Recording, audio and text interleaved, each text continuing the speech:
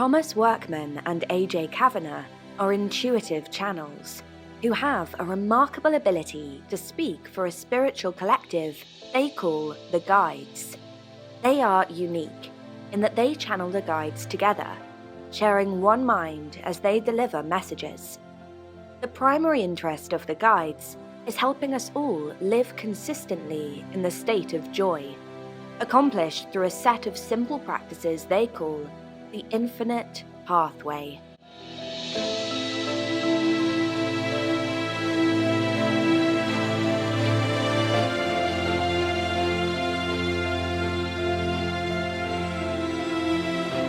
The infinite pathway, journey to self-realization.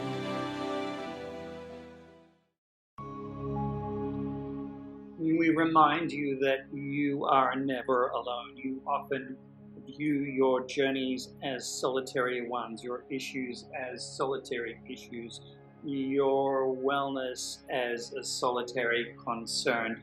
And we remind you that as you are a collective on the planet, there are a huge number of guides, loved ones, elementals around you that support you, that you may develop a relationship with, that you may call upon at any time, not just in the times of crisis or doubt. Hello, I'm Thomas Workman. And I'm AJ Kavanagh. Welcome to the Infinite Pathway, Journey to Self-Realization. AJ and I are talking through the messages that we've received from the guides over the years to help us live lives of consistent joy. And in this episode, we're talking about how Source supports us along our infinite pathway with a multitude of spirit guides. Now, as the guides just said, we never have to walk our spiritual journey alone. And we're seeing more and more people wanting to connect to their spirit guides during this time, more than ever before. Yes, and we get more questions about people's spirit guides than anything else. Well, the guides get more questions about people's spirit guides than anything else. I mean, The guides. The guides versus the guide. The guides. Yeah, well, we should kind of clarify this just a little bit because it does get confusing at times. The universe really is made up of different realms of all kinds of celestial, angelic, interdimensional, interplanetary, ancestral, and earthbound beings.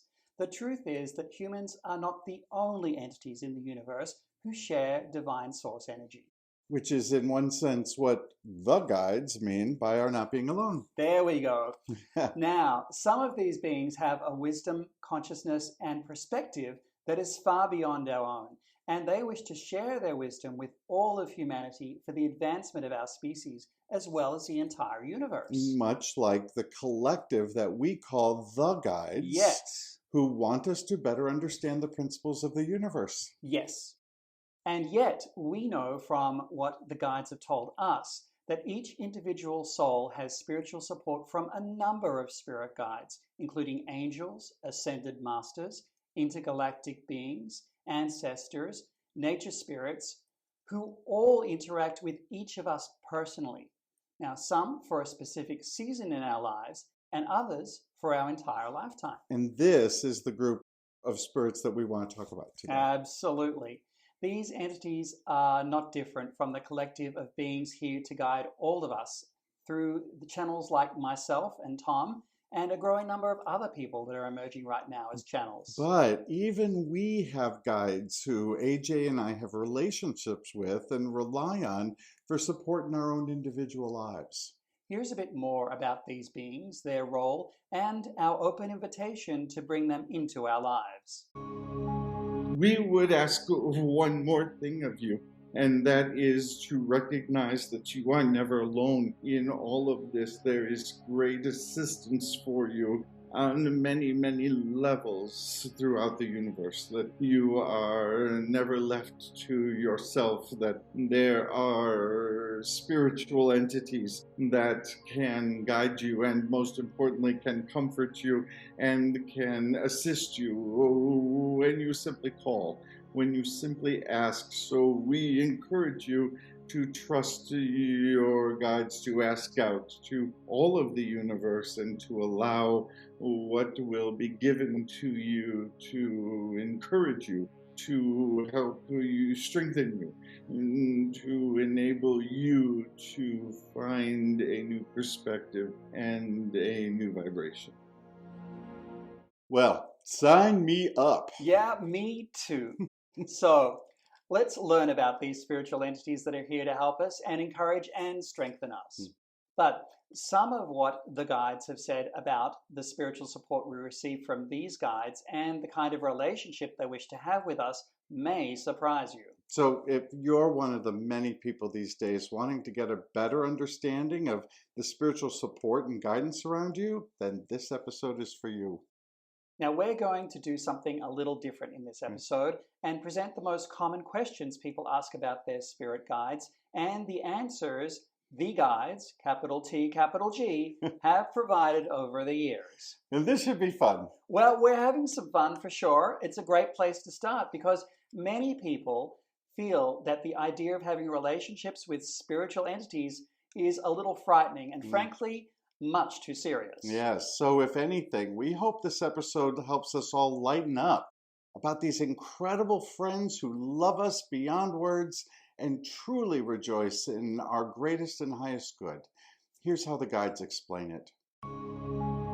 They are always saying to you that you are loved and that you are precious. We remind you of this, for it is your inclination at times to look to the critical nature, what is missing or what is absent for you, and they are whispering in your ear far more often about what is good and what is full and what is complete and what is a heart that is open and pure.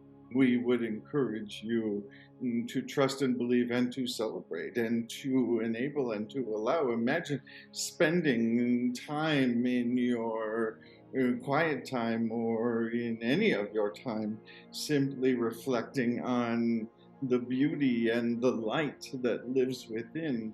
Many times you come to your guides with a need basis, with a determination that there is something they must fix. They are not there to fix a thing. Now, I hope you all heard that. We coach a lot of people who truly think their spirit guides are there to point out their greatest weaknesses or failures, even when the opposite is true. No wonder we don't want to spend time with them. See, our guides would like us to see our strengths and our opportunities. You know, that sure is a great relief. Yeah. Source knows we don't need another critic in our lives, and most of us are already well aware of our faults and flaws. That's right. They really do want to celebrate with us about who we are as eternal souls. Okay, so are you ready for the first question? I am. And here's one of the questions we hear all the time. Who are my guides? You know, it's amazing how little most people know about the angelic and multidimensional realms, the intergalactic realm, the earthbound spirits that are all around us. Yeah, that's right. As the guide said earlier, there are multitudes of non-physical entities supporting us, many of which we've never even heard of. It's sad to me that because of the many paranormal shows on television, we know more about negative energies and demons and angry ghosts than we do about the many divine energies that surround us every day. Right. Well, let's talk about what the guides have told us about spirit guides, because they bring them up often. One of the first things the guides have told us is that you may have different guides for different spiritual needs in your life. Let's let them explain. You always have guides present, yet you have different guides for different needs. For there are times when you are in need of a perspective from a guide from a certain realm, and other times you need a different guide. And there is always guidance for you, but not always the same, always aligned perfectly with your position in your expansion. Now, I know we can both relate to this. During a very difficult time in my life, I had multiple interactions with a joy guide who always introduced herself by saying, with a giggle, "You may call me Mirth, for that is not my name." Anyway, she and several of my guides really helped me because I sure needed some joy to get me through that period of time. You know, we think she came in during one of our group channeling sessions to discuss joy. Here's a recording of that very channeling. We bring you guides who giggle today, for this is what we ask for you to embrace the joy that is available to you. Reminder that you have guides who are there just for your joy, guides you can call on, who are there when you need them, when it is difficult for you to find the joy in a situation. And this is why we have come to be with you today, for there will be things that are not feeling very much like they produce giggles, and yet there are giggles to be had, there is joy to be had, there is beauty to find. Makes me want to cry tears of joy and gratitude every time I think of that spirit. I know. I also remember in 2022 when I traveled to the pyramids and the ancient temples in Egypt to be a part of spiritual work led by Matthias de Stefano. And I was aware of an intergalactic blue being who traveled with me and guided me the entire time I was there on this sacred journey. Yes. Like the guides have said, each spiritual entity brings with them unique perspectives that match your need at the moment, whether you're aware of that need or not. For example, when I committed to develop and fully apply my abilities as a channel, I had a unique encounter with Katumi, an ascended master who keeps the golden ray of wisdom and theosophy, to teach me about these gifts. I had no idea who he was and had to research him since he was one of the very few guides who actually gave me his name. People also think that the ancestors that come to them are those they know, like a beloved grandmother or uncle. And many are surprised to learn that their spirit guide is a relative from many generations in the past. Now, we could tell stories like this for hours, but the big lesson here for us, though, is that you may need to think past your list of the usual suspects. Right. Angels when you need faith and hope, ascended masters when you need wisdom, intergalactic or interdimensional beings when you need a broader perspective. You get the point. The guides tell us often, however, that your spirit guides will always present themselves in ways that are most familiar to you and that match your spiritual upbringing. Let's listen to them discuss this. 3 secrets we will share with all of you about your guidance from Spirit. The first is that the source of all, that is in all of us, that is all of us, your guides, as well as yourselves, will always appear to you in whatever form is needed. For some of you have a background of a religion, whether it be Buddhism or Christianity, and your guides shall appear to you in ways that are most comfortable to you.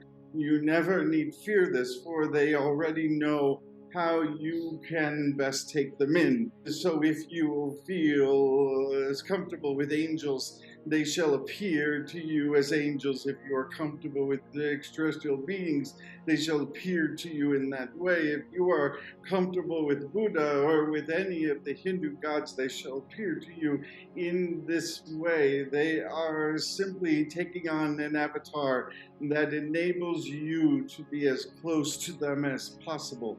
And that is the first secret. You must realize that they are light. They are ultimately light, but they shall communicate with you in whatever ways are most comfortable to you. And they shall never scare you. I love that. But the point is not that these guides are in the ethereal realm saying, oh, this guy's a Christian, better send Jesus, a saint, or an angel. Right. But the energies may feel angelic because it's more familiar to you. Let's let the guides explain this better. Or you must think of all of us as avatars, as energies more pliable and able to present ourselves to you in ways that are pleasing to you, in ways that are not frightening to you, in ways that are most helpful to you, based upon your beliefs, based upon your cultural upbringing, based upon those things that you are familiar with, so that you are able to recognize. You know, the ascended masters who once lived on Earth came from a wide range of religious backgrounds. So there's likely an ascended master who has lived the same religious traditions that you're living now.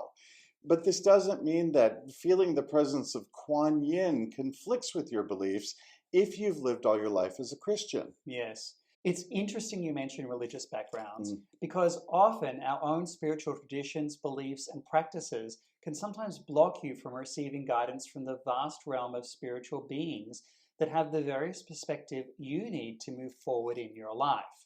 Now, don't let your beliefs prevent you from calling in the assistance of, say, an extraterrestrial to help you understand oneness, or an animal spirit like the bear to help you with protection.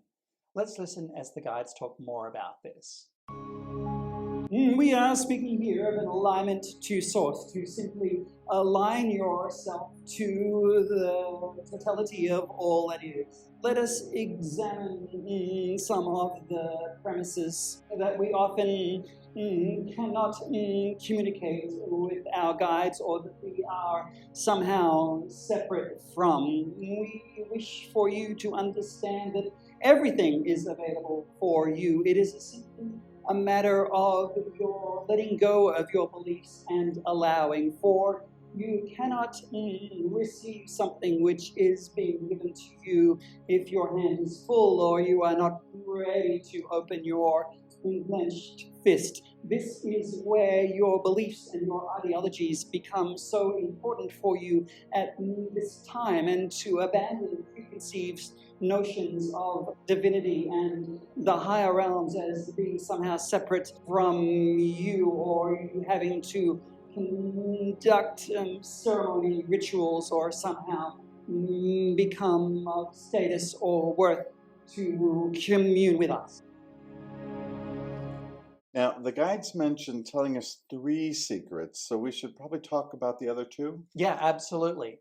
Well, the second secret is about how to recognize your guides by the kind of messages they provide.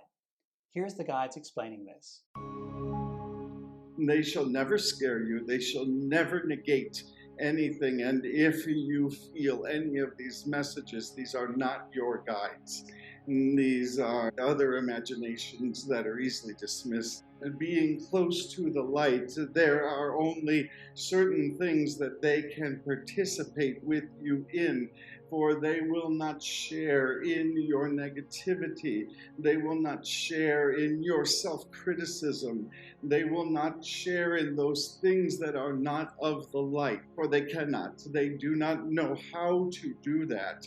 They shall remind you, but should you ask them to complain with you, to understand how bad things are, how cold your ice might be, they will not participate.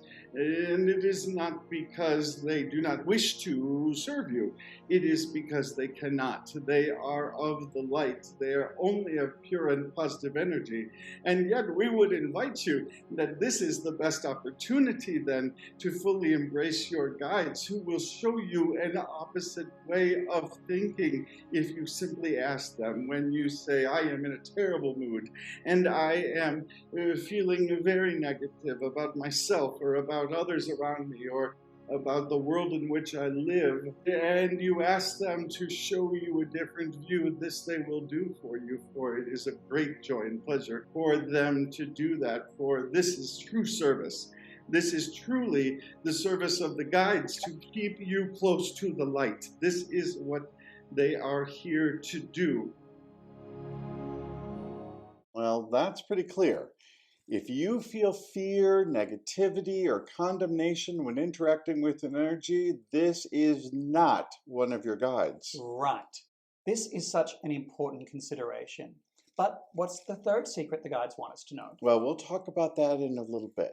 Okay. Are you ready for another question? Sure. All right. Here's another question that we hear quite often. What is my spirit guide's name? Okay, well, here's the short answer. You don't really need it. But let's let the guides explain. It's not that these entities don't have names and may even share it with you. I personally have an angel who told me his name right away. And one of my intergalactic guides told me I couldn't pronounce their name even if I tried, but they at least did try to spell it for me. The way humans use names is very different from how spiritual entities use their names. Right again. Our names are directly connected to our identities, and it's one of the primary ways we use them to distinguish ourselves from each other. Think about a name. We'll show you an example. Do you have one in mind?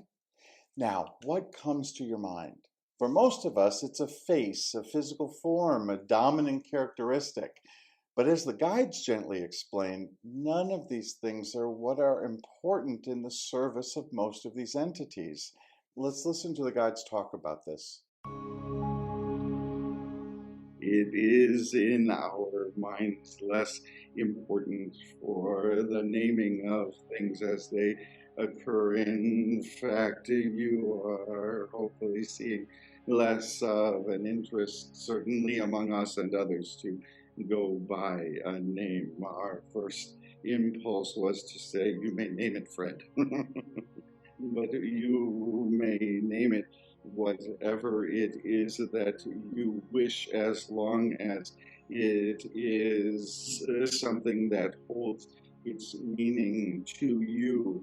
Many of you may not be aware of how names come to be. Many things are named in ways that have no meaning in the spiritual realm, and so we are less interested in how you refer to it, though we know that there is affinity you seek, and we encourage you to find whatever ways in which that affinity can be shown. For example, there are some of us who do not even have a physical sense, and so they appear to Thomas and AJ as colors at best, or many times simply as energies that they can sense. And though they have asked for more, we have reminded them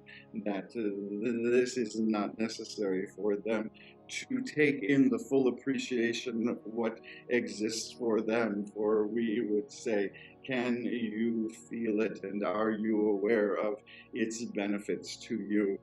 You can see how we work vibrationally, which is quite different from the way which many of you know and experience in the 3D realm.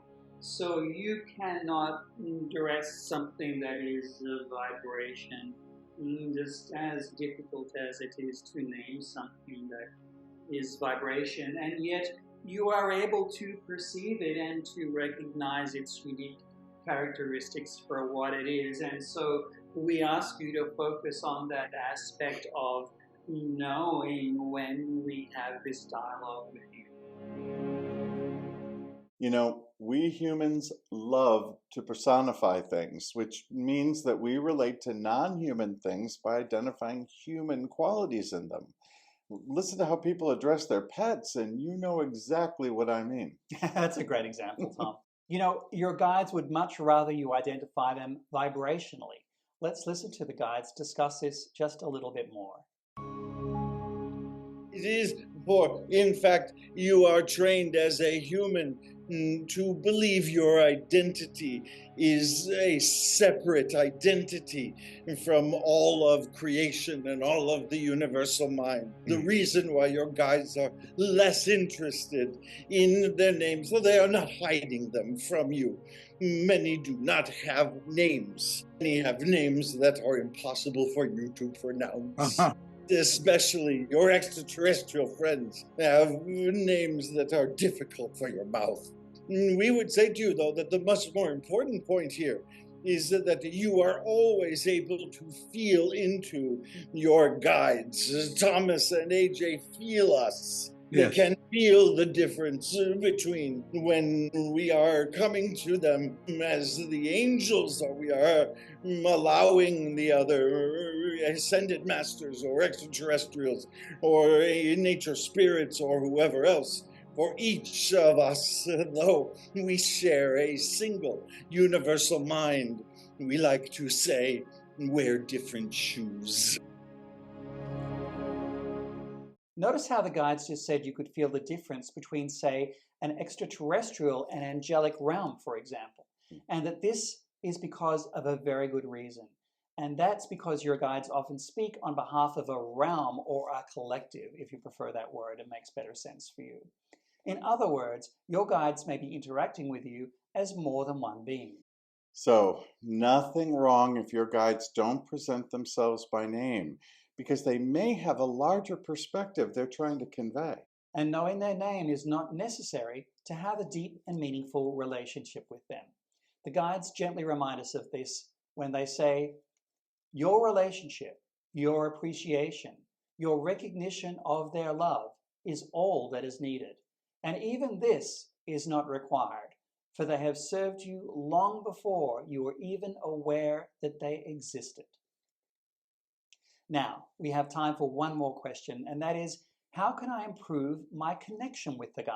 Well, this will take us into some daily practices that we all can do to strengthen our connection to the spirit world in general.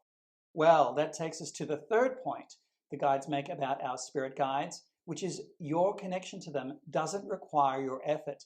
It simply requires your surrender, as the guides express. You will come to a point very soon where you will feel them next to you, even as you are distracted with other conversations and other events. You will be able to converse with them without words on a regular basis. This is not far from you. This is not far at all. Okay, our first practice is to spend just a few minutes every day in relaxed silence. Now, this sounds simple, but a lot of people find it difficult at first. Many of us have only two modes, preoccupied or dead asleep.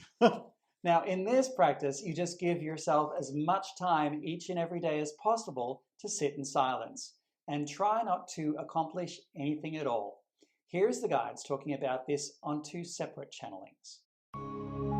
Many of you treat your meditation time, your spiritual time, as work. You go in and you are trying to negotiate with Source. You're trying to show Source your devotion. You're trying to show Source how serious you are, yes.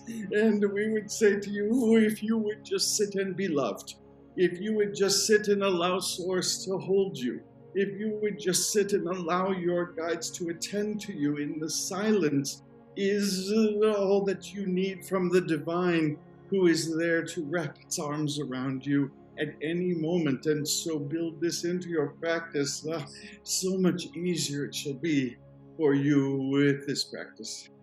Your spirit guides are speaking with you quite often, as a matter of fact, and we would ask that you pay closer attention to the signs that they are trying to show you, for they are working specifically to enable you to find some courage and to find some strength in something that is feeling overwhelming to you.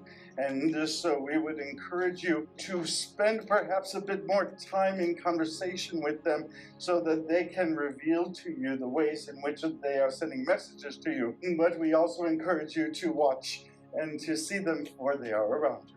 A dialogue, yes. It is important to open and establish dialogue. Allow yourself to verbalize and to speak and to hear and listen and verbalize back the answers that come to you.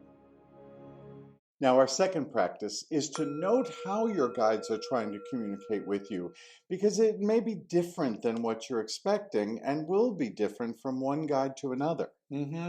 You know, your journal is a great place to write down what you're feeling and sensing during these daily quiet times. You can even note the contrast of your expectations to their communication, or as the guides like to call it, communion, which simply means the state of blended energies. In that journal, note the patterns you sense during those times of silence, the colors you see in your mind's eye, the songs you hear, even the images that come to you.